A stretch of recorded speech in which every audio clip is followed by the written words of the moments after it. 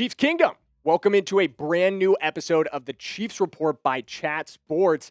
It's game day, guys. Week 13 against the Dallas Cowboys. My name is Jackson Durham, and today we're going to break down everything Kansas City needs to do to take home a very important victory in Dallas, get to 7-5.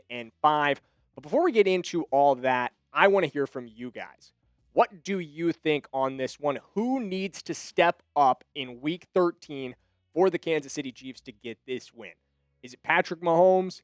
Is it Andy Reid as a play caller? Is it the run game behind Kareem Hunt and Isaiah Pacheco making his return? Let me know down in the comments, and here we go.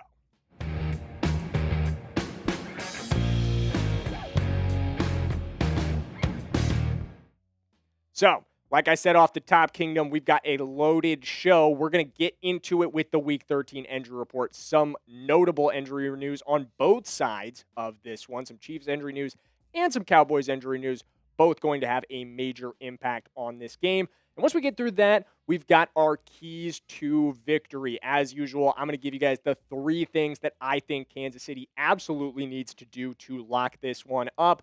And lastly, I'm going to let you guys know my prediction for this game, the final score that I think it's going to be. So let's get things off with the injury report. On our end of things, Chiefs just put out their inactives. Noah Gray and Trey Smith are officially inactive for this game. Noah Gray went down hard on that very critical third down catch to make it 4th and 3 against the Indianapolis Colts. Absolutely unbelievable grab, by the way.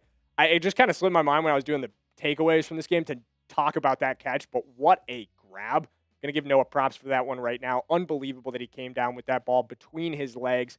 Unfortunate that he had a concussion, and also huge props to Leatu Latu for showing a lot of sportsmanship in that moment and taking care of Noah Gray on the field. But Noah will be unavailable for this one as he continues to progress through the concussion protocol. And Trey Smith, who's been dealing with back spasms since Week 7 against the Raiders, those are still bothering him, as is a high and low ankle sprain. Ian Rappaport broke the news last week, had a short out on it, and we actually talked about it in our most recent video, but in case you missed it, he's dealing with a high and low ankle sprain, so that'll keep Trey Smith out for this game. But on the positive end of the spectrum, Isaiah Pacheco will make his return. He's dealing with an MCL sprain, been dealing with an MCL sprain, I should say, but he will play in Week 13 against the Dallas Cowboys. And guys, I think this is an underrated return. I know a lot of Chiefs fans out there are not huge fans of Pop anymore. A lot of Chiefs fans out there think that Pop is not an impact maker. I saw last week a Denver Broncos beat reporter put out that when Pacheco was announced as out, that was a big impact thing for the Chiefs. And I saw so many Chiefs fans in his comments being like, this guy doesn't know Chiefs football. This doesn't actually matter that Pop wasn't there. And we lost that game to the Denver Broncos 2 weeks ago. I said last week.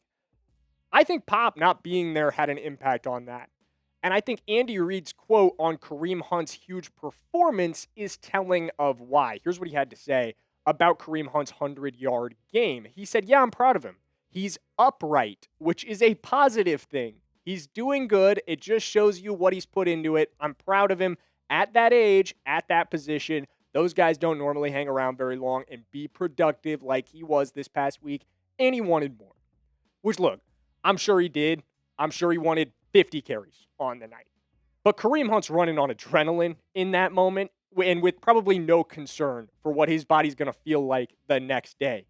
And the first thing that Andy said, he's upright, which is a good thing.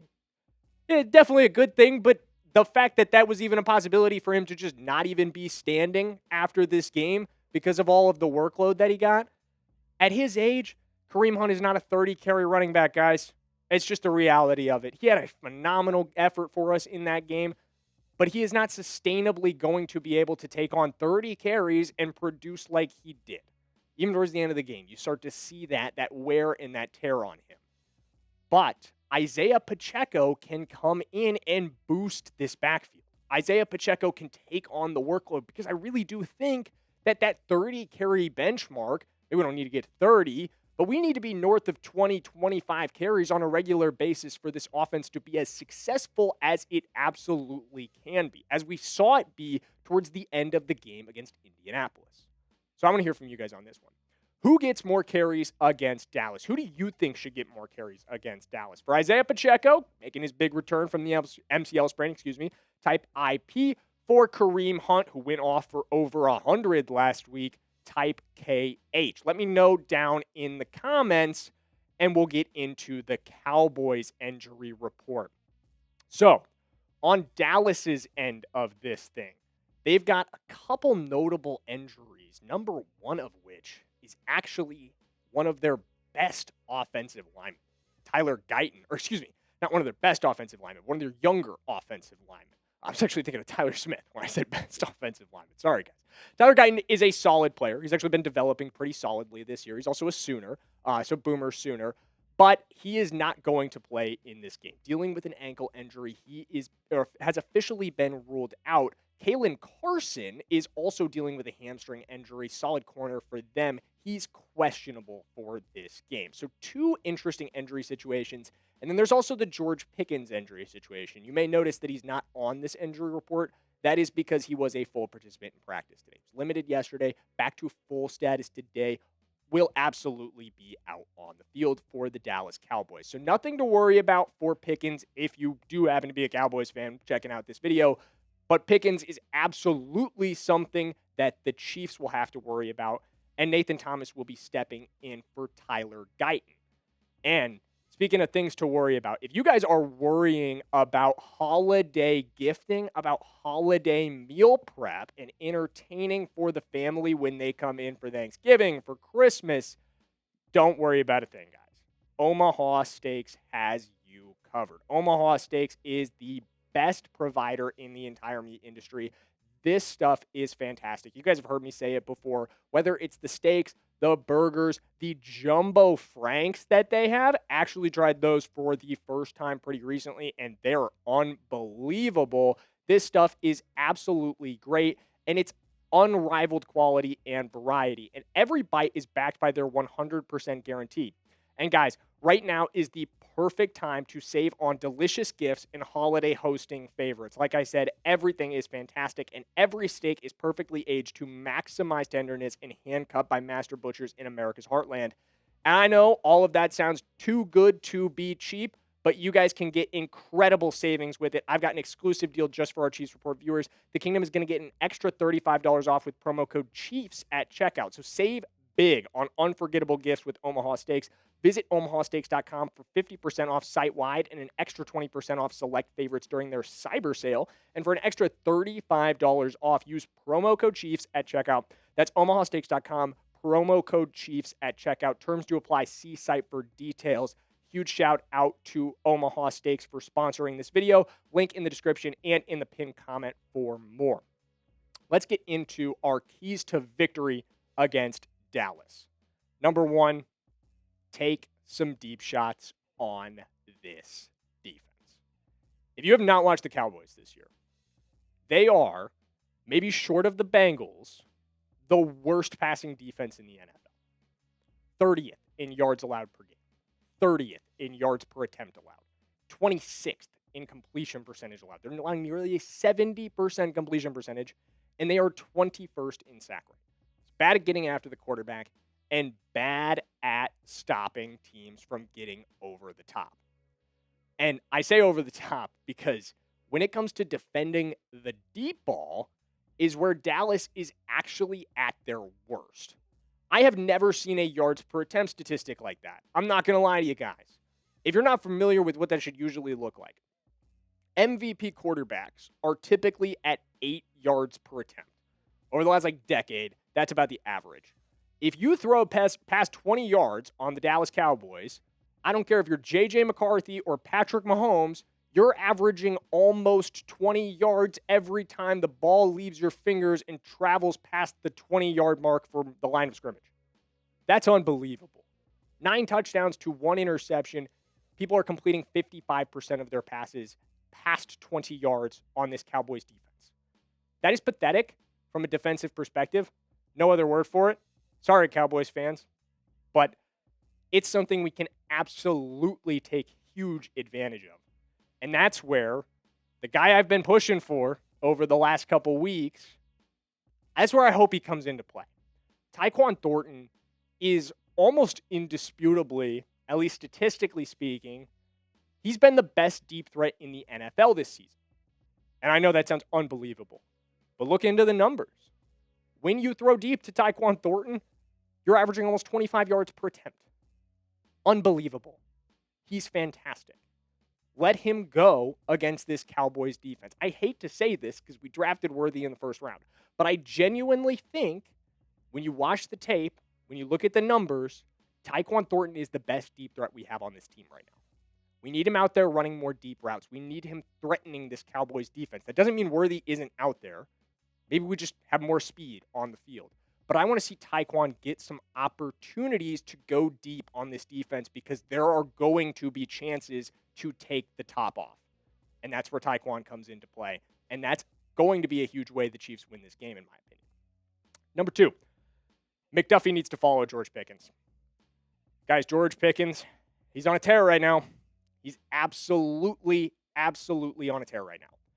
I still think, and we were talking about this in the office yesterday, I still think CeeDee's the best receiver on that team. Maybe that's my Oklahoma bias shining through, but Dak's favoring George Pickens. Dak clearly has a strong connection with George Pickens right now. He has a ton of trust in George Pickens. It's not hard to see why. You look at the numbers from George this year, he's been fantastic. 92 targets, 67 receptions, over 1,000 yards in just 11 games, averaging almost 16 yards per catch, and he's found the end zone 8 times. He's been one of the best receivers in the NFL.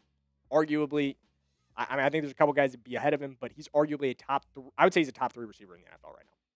But we have a fantastic corner who can shadow him, and that's Trent McDuffie.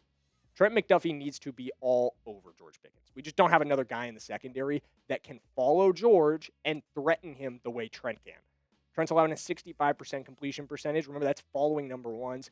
4 pass breakups this season, 1 pick, an 84 QB rating allowed into his coverage, which I know that sounds pretty decent, but again, you're covering number 1 receivers with this guy. That's great.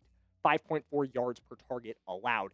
And he hasn't allowed more than 45 yards to a receiver in his coverage all season long. It's been great. It's been fantastic. He needs to follow George because we're going to have to, and this is key number 3, survive this shootout. This is going to be a game that, in my opinion, it's going to be one of the highest scoring games we've played this season. You look at Dallas's numbers this year, they're one of the highest scoring offenses. They're one of the worst defenses when it comes to allowing points. Both teams are going to score in this game. Defense can't freak out when they drive down the field and get a touchdown. It's going to happen once or twice when they hit a big shot to George Pickens. Don't lose your mind. We're coming right back. I promise you this defense is going to allow it. But this one's going to be a shootout. It's going to come down, in my opinion, to who gets a couple critical stops. Yeah, see, look at these numbers. They're 4th in scoring offense this season, 31st in scoring defense. It's one of the closest scoring margins that still lands on the positive end I've seen in a long time. Just 0.6 more points per game than they allow. And like I said, this one's going to come down to a handful of stops. Who can make those few critical stops, get off the field a couple times, because the majority of drives in this game are going to finish in the end zone. That would be my prediction. And speaking of my prediction, I have got a score prediction for you guys. But first, I want to hear what you're thinking. Do you think the Kansas City Chiefs are going to win this game? Type KC down in those comments. If you're rolling with the Dallas Cowboys for whatever reason, go over to Cowboys Report. Go hang out with Tom Downey. But type DAL in the comments before you do it. So get down there and type KC if you're rolling with our Kansas City Chiefs. And then if you're on your way out to the Cowboys Report to go hang out with Downey, type DAL. And lastly, I promised you guys my prediction for this game. Here it is for you. Told you I think it's going to be high scoring. 35 Kansas City, 24 Dallas. I think we get the better of these guys. And I honestly don't think it's going to be particularly close. I think it's going to be, my prediction for this is it's 35-21. Dallas kicks a field goal towards the end of the game, makes the score look a little bit better. But overall, their defense is not capable of stopping our offense if we play the way we need to. And I don't think their offense can score with us either because our defense is really good. way better than people realize.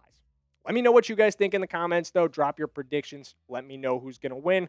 And hit that subscribe button on your way out of here, because we're going to be coming at you guys with instant reactions to this game as soon as it is over today, actually, excuse me. Whoa.